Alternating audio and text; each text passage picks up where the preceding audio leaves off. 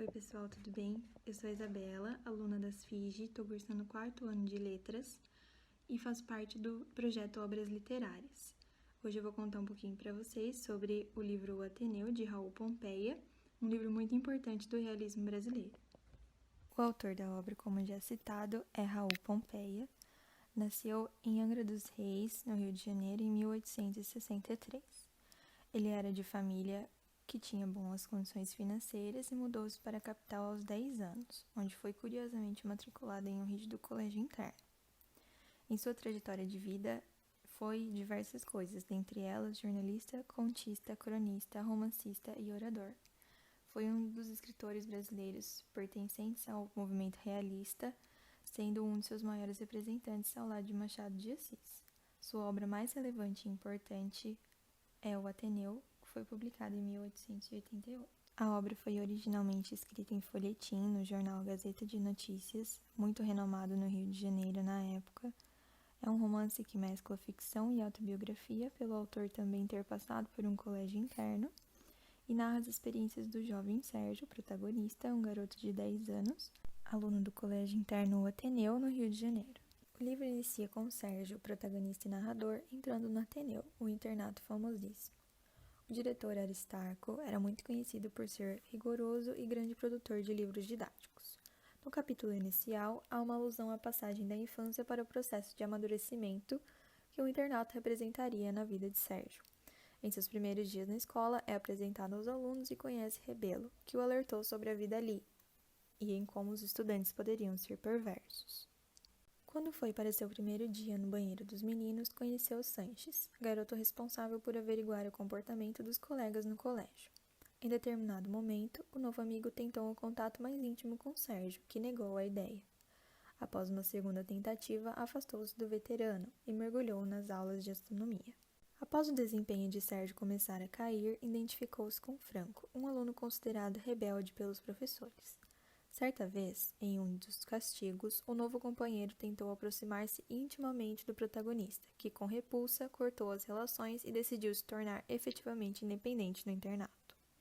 Nesse período, a fase religiosa do protagonista aprofunda-se e conhece Barreto, um jovem que fora transferido de um seminário.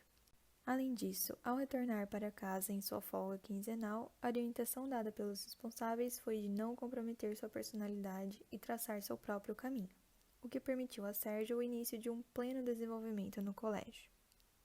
O tédio, gerado pela monotonia do ambiente escolar, melhorava com as atividades feitas pelos alunos fora de sala de aula.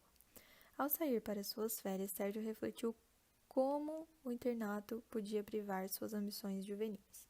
Ao retornar ao colégio, conheceu Egbert e começou a nutrir uma paixão por Dona Emma, mulher de Aristarco.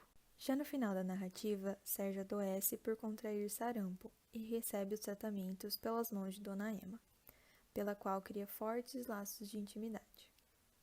Um incêndio no Ateneu, entretanto, não permite que esse relacionamento se desenvolva.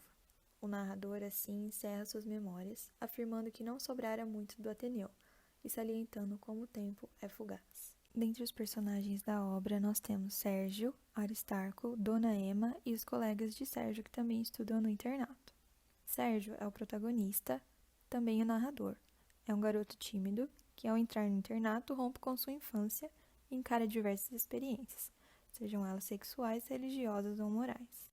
Aristarco é o diretor do colégio. Metódico e rígido com seus alunos, a personagem demonstra ser um educador narcisista, tradicionalista e com diversos traços de autoritarismo. É também muito respeitado pela comunidade que o cerca. Dona Emma é a mulher de Aristarco, figura feminina mais próxima de Sérgio, o qual desenvolve uma relação afetuosa por ela ao longo do romance. Ora a afetuosidade maternal, ora um romance de caráter erótico.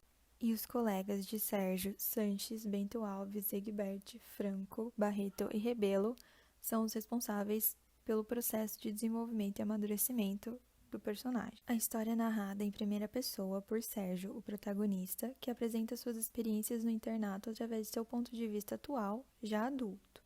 O tempo da história apresenta um aspecto psicológico pelo caráter memorialista do romance, e também uma dimensão cronológica pela possibilidade de verificar que a narrativa se passou ao longo de 2 anos no colégio interno.